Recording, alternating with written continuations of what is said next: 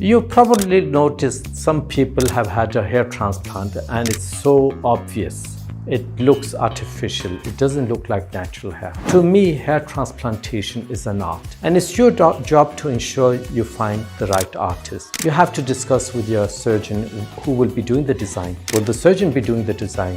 How long experience does he have? Or is it maybe some technicians doing the design? Is the surgeon involved in the surgery at all? At our clinic, our priority is first and foremost medical safety. Follow medical protocols. The second most priority is naturalness.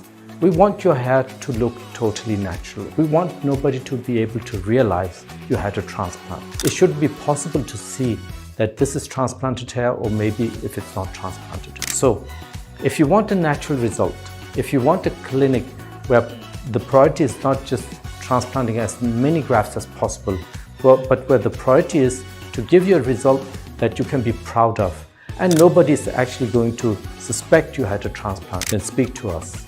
We'll guide you through the whole process, and I'll personally guide you about what I can do to ensure that you get the best possible result and you get the most natural result possible. So see you in the clinic soon.